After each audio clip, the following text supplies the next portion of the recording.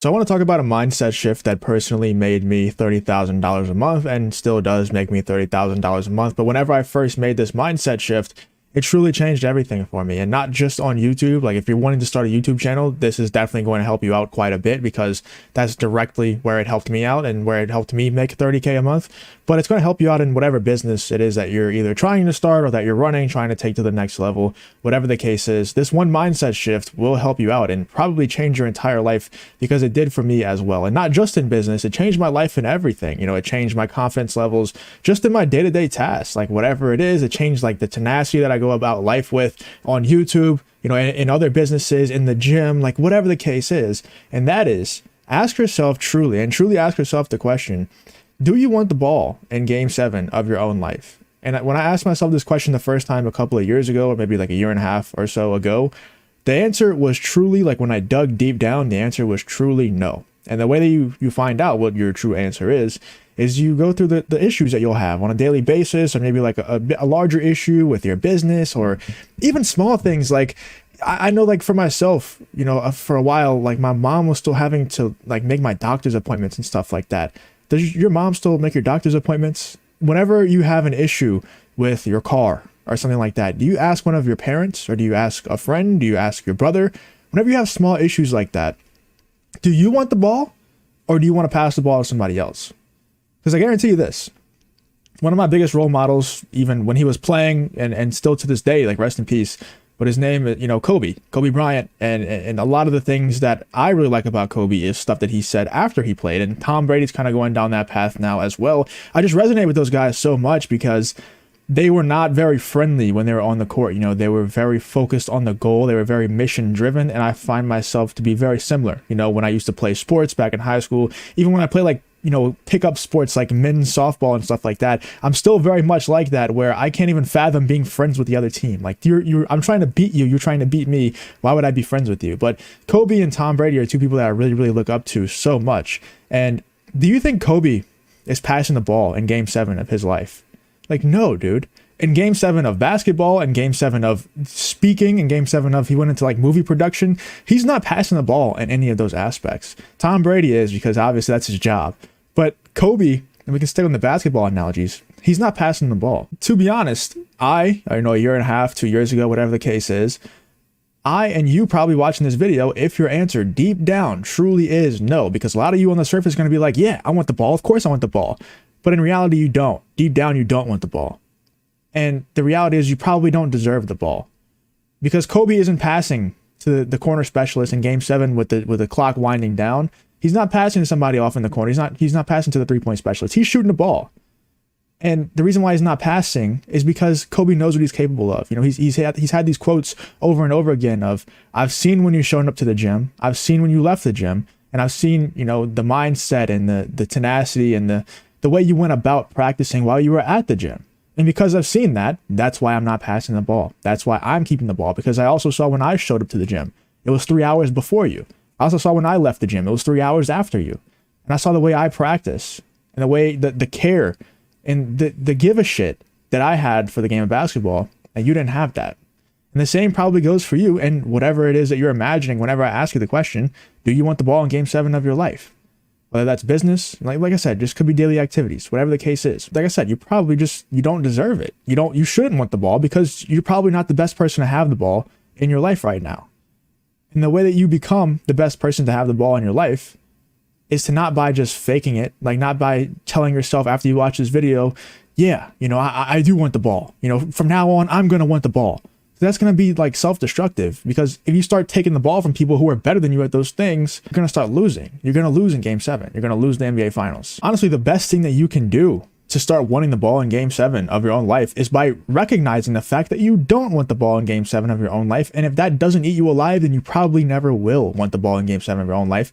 Everybody who is watching this, and you do eventually want the ball, you're going to improve your life. Just go about your daily life, noticing, realizing, asking yourself the question, do I want the ball in game 7 of this situation, of this situation, of this situation? And whenever the answer is no, improve that situation.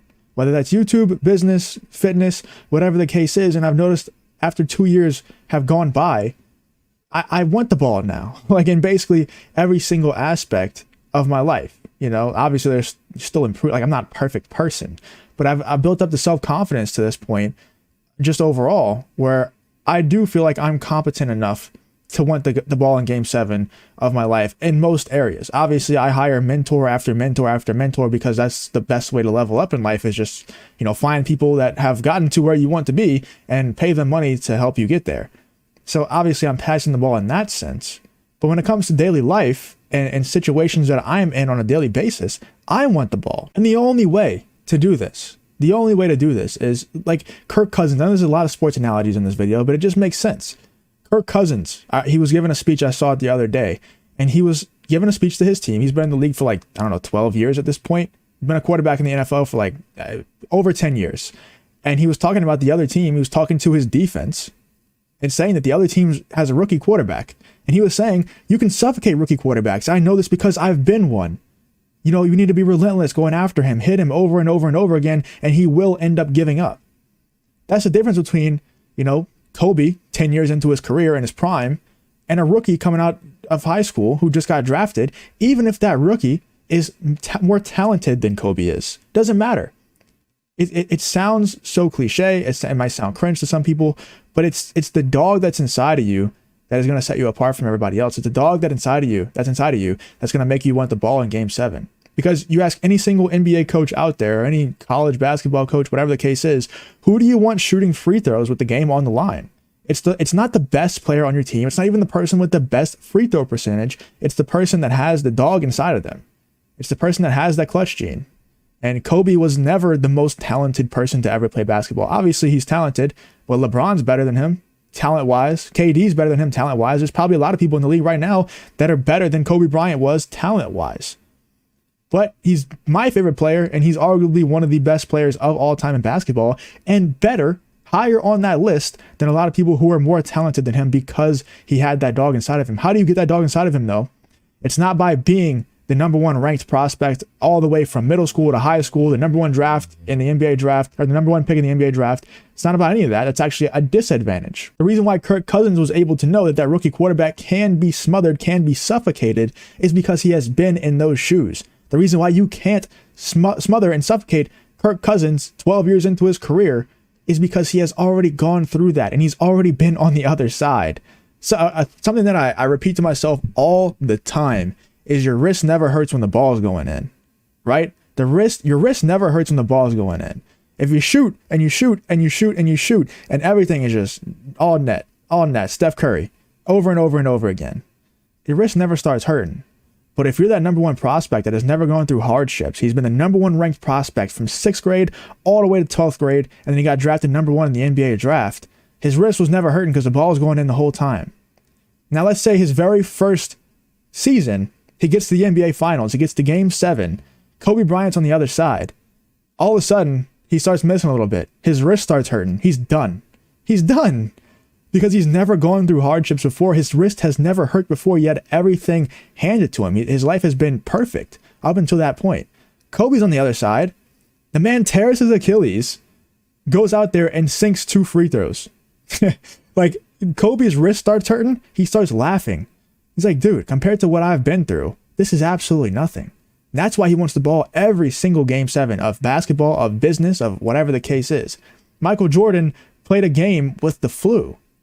If that number 1 draft pick, who has been the number 1 prospect his entire life, had the flu, you can even say LeBron James early on in his career, he was kind of soft. I think kind of, you know, objectively soft.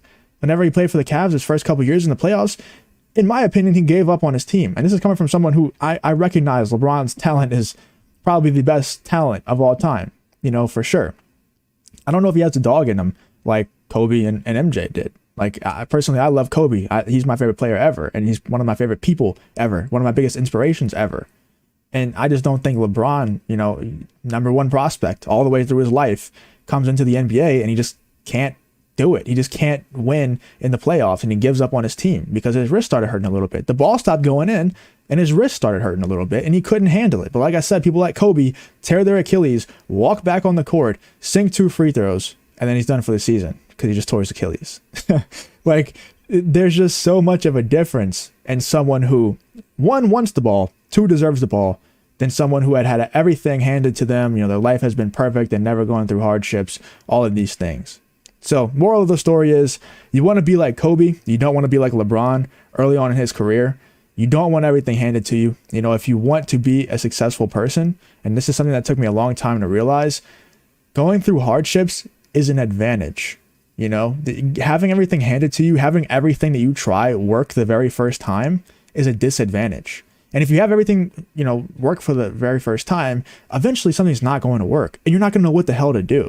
It's way better to have things not work when you're making 10K a month than when you're making 150K a month and then something stops working and you have no idea what to do. And now you lose that income that you've been so used to. 150K a month is just gone. Like, imagine that. It's way better to fail and, you know, lose the championship in 11th grade, not get drafted out of high school, maybe go lose a championship in college and then become someone like Kobe or like MJ, then have everything handed to you, never lose in your entire life, and be someone like LeBron early on in his career where you just don't, like, he might want the ball, he might think he wants the ball, but that confidence is shallow early on in his career. Obviously, he's one of the best players of all time. I'm not trying to trash on LeBron, but I'm saying early in his career, he couldn't get it done in the playoffs. And that might be you right now. You know, you might be looking to someone like Ray Allen in the corner to knock down a three to save the finals for you, like LeBron did when he played for the Heat. But you need to become someone like Kobe, who wouldn't dare give the ball up in those types of situations. And when he does, when he passes to someone like Jeremy Lin, you better knock the ball down. You better knock that shot down. Because, you know, I hold myself to a very high standard. So whenever I outsource something, whenever I make a hire in my business, like, you better knock the shot down. Because, you know, I hold myself to a very high standard. I'm not going to lower my standards for you, you know, and I make that very clear up front. Like, whenever I do hire people or outsource something, have somebody come on and help me in my business, I'm not going to like hide that from them and then be like, sneak attack, you're fired. Like, dude, I'm not going to do that. People know me, you know, people know who I am. People know that I'm obsessed with success and becoming the best person that I can possibly become. And, you know, take my inspiration from Kobe all the time, man. I always listen to his old speeches because I feel alone out there whenever, you know, I'm trying to achieve what I want to achieve, whenever I have these mindsets that I have. And, you know, honestly, like, listening to Kobe, to Tom Brady talk like the way they talk, and you know, talking to on these videos, like, just getting this stuff out, it helps a lot. And hopefully it does help you as well. You need to start winning the ball in game 7 of your own life.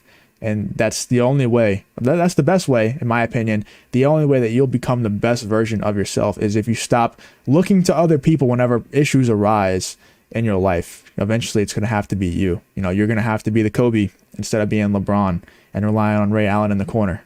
You know, get mad when you have to, when Jeremy Lin takes the ball from you and won't pass you the ball when the clock's winding down. You have to get pissed off, like, damn it, I have to let somebody else handle this, instead of, please take this from me, please take this issue from me, I can't handle it.